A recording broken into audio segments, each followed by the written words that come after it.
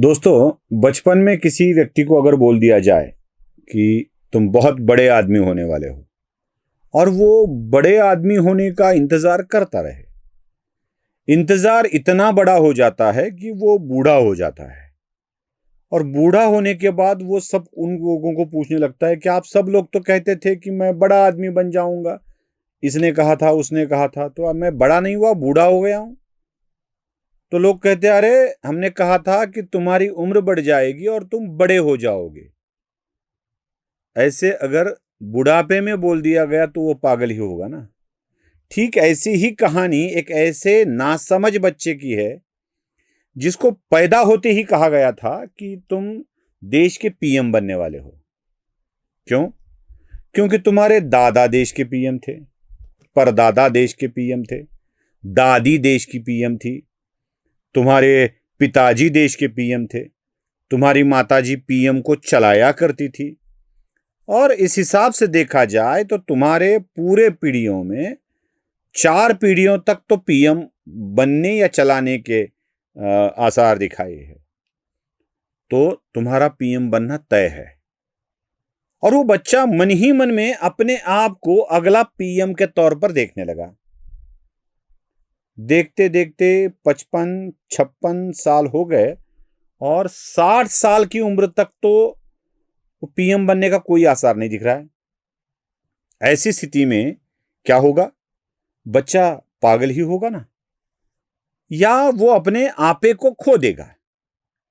ठीक इसी तरह के आसार हमें कुछ दिखाई देते हैं और वही आसार मैं आपको दिखाने वाला हूं।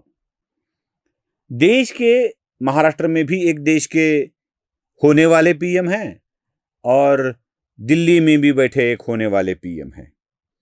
अब महाराष्ट्र के व्यक्ति को अब पीएम बनने का पूरा चांस अब खत्म हो चुका है। अब मुझे नहीं लगता कि वो पीएम बन पाएंगे, या ऐसी स्थिति आ भी गई तो लोग उन्हें बनाएंगे। लेकिन ये जो 60 साल के व्यक्ति होने वाले हैं, उनको लगता है कि मैं पीएम बनूंगा, और ये इसी ख्यालों में, ख्वाबों में खोए रहे। और जब इन्हें पता चलने लगा कि अरे भाई दूर दूर तक कोई आसार नहीं दिख रहे, तो ये दौर आने लगा। चलो इनका पागलपन कैसे है मैं आपको दिखाता हूं। सबसे पहले तो राष्ट्रगान के लिए क्या भावनाएं इनके मन में हैं वो देख लीजिए। तुम्ही विद्या, तुम्ही धर्मा, तुम्ही हृदि, तुम्ही मर्मा, त्वं हि प्राणा शरीरे, बाहुते तुम्ही मा शक्ति, हृदये तुम्ही मा भक्ति। देखा? चलो ये बात लोग कहेंगे हो जाता है, तो हो भी जाता है, हो सकता है।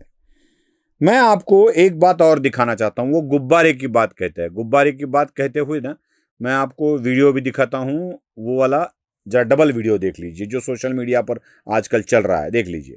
तो गुब्बारे में से गैस निकल गई, अब लास्ट मिनट वो उसमें फिर से गैस भरने की कोशिश कर रहे हैं, बट गुब्बारा फट गया है। देखा? चलो आगे चलते हैं। ये राष्ट्रगान के लिए नहीं रुकते। ये पीएम मोदी पर इस तरह से टूट पड़ते हैं अपने मुंह के हमलों से कि वो पीएम को यहां तक कि ऐसी गलतियां कर देते हैं कि अपने पीएम को बोलते बोलते विदेश के पीएम को भी बोल देते हैं। मतलब पहले वही 2 विंडो वाला फॉर्मूला आपको दिखा रहा हूं। ये पीएम के लिए क्या बोलते हैं ये देख लीजिए, और साथ में इनके परिवार में क्या होता है ये देख लीजिए। पता नहीं कहां से इनके दिमाग में घुस गया, अब अजीब चीजें घुस जाती है, बट इनके माइंड में घुस गया कि फॉरेन पॉलिसी इज दिस। देखा? ये पागलपन का दौर है। ये ऐसा पागलपन आप इस तरह से ना लीजिए। मैं कहता हूं कि ये पद को पाने का पागलपन होता है, जुनून होता है, ये इस तरह से होता है। चलो अपने देश की पीएम की ये बदनामी कर रहे हैं, उनकी आलोचना कर रहे हैं, यहां तक ठीक है। लेकिन ये विदेश के पीएम को भी कुछ अलग ही बोल देते हैं इनके दोस्त और ये मिलकर। मेलोनी के बारे में क्या कहते हैं ये भी सुन लीजिए। मतलब imagine the ignorance foreign policy. एक चीज पूछ सकता हूं? हाँ, मेलोनी समझ के तो नहीं पकड़ा था? सुना? अब अमित शाह के लिए तो ये ऐसे ऐसे वाक्यों का प्रयोग करते हैं जो किया नहीं जाना चाहिए। जब अपने हाथ में नहीं आता है ना तो ऐसे ही गरिया देता है आदमी। देख लीजिए। अमित शाह सो कॉल्ड, क्या कहते थे उसको पहले, चाणक्य, और क्या कहते थे, सरदार पटेल, तड़ीपार। Where has he disappeared? वो भाग गया। वो 20 दिन के लिए पार्लियामेंट हाउस में नहीं घुस पाया। वो पार्लियामेंट में घुस नहीं पाया, तड़ीपार है, गायब है, भाग गया। ये सारी चीजें इस देश के होम मिनिस्टर के लिए बोलने वाला व्यक्ति मानसिक दृष्टि से स्वस्थ है ऐसा आपको लगता है क्या?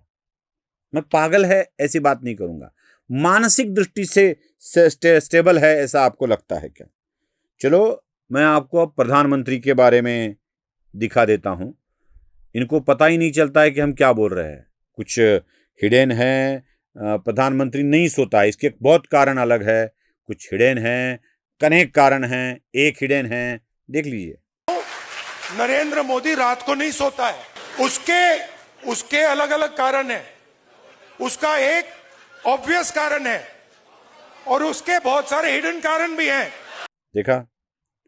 चलो भाई, बस यही प्रार्थना कर सकते हैं भगवान से कि भगवान इन्हें मानसिक दृष्टि से और शारीरिक दृष्टि से पूर्णतः सुरक्षित रखे।